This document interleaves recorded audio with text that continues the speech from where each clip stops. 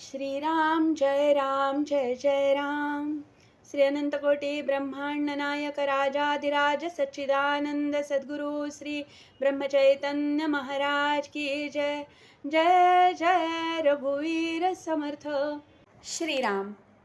श्री ब्रह्मचैतन्य गोंदवलेकर महाराज प्रवचन 30 मार्च. ज्या घरात शांती त्या घरात भगवंताची वस्ती. गृहस्थाश्रमासारखा आश्रम दुसरा नाही खास. नीतिधर्माचे रक्षण यासाठीच विवाहाचे कारण. ज्या घरात राहते शांती त्या घरात भगवंताची वस्ती.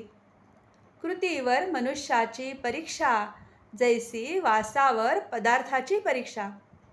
कोणाचा न करावा घात ऐसे वागावे जगात. आपले आपण करून घ्यावे हित त्यालाच म्हणतात संभावित.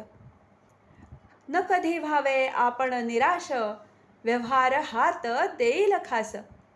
व्यवहारातील करावा प्रयत्न प्रपंचात न पडू द्यावे न्यून. रोगाची भीती न ठेवावी चित्ती. रोगाला उपचार करावे जरी बहुत तरी कष्टी न होऊ द्यावे चित्त. आप्त इष्ट सखे सज्जन यांचे राखावे समाधान. परी न व्हावे त्यांचे अधीन. सर्वांशी राहावे प्रेमाने चित्त दुश्चित्त न व्हावे कशाने. आपलेपणा ठेवला जेथे प्रेम लागत असे तेथे. ज्या घरात स्वार्थाचे मान बळावले तेथे समाधानाचे मान कमी झाले. मन राखता आले तरच प्रत्येकाला सुख लागले. सुखाने नांदावे नवरा बायकोंनी राम आणावा ध्यानी.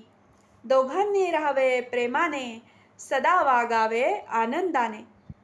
एकमेकांनी दुसऱ्यास दुःख होईल असे न करावे.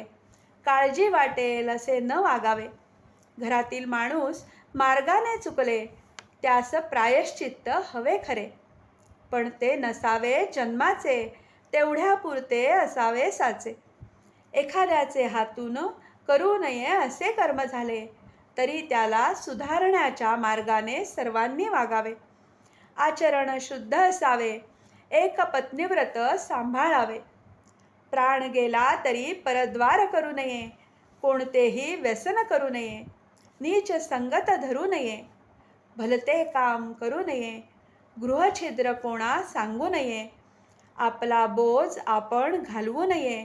विश्वासघात कोणाचा करू नये. परदुःखे हसू नये. देहदुःखे त्रासू नये. केला उपकार बोलू नये. मुलाबाळास सांभाळून राहावे. प्रपंचात कधी उदास न व्हावे. प्रेमाने वागावे सर्वांशी. सुख आहे निस्वार्थापाशी. आई वडिलांची आज्ञा पाळावी. चांगल्याची संगत धरावी. अभ्यासात लक्ष ठेवून राहावे. भगवंताचे नामस्मरण करावे. नामापरते न माना दुजे साधन. जैसे पतिव्रते सपती प्रमाण. नामापरते न मानावे सत्य. ज्याने राम होईल अंकित. हेच साधू संतांचे बोल. कोणीही न मानावे फोल. आजचे बोधवचन. कोणतेही काम करीत असता राखावी मनाची शांती. जानकी जीवन स्मरण. जय जय राम.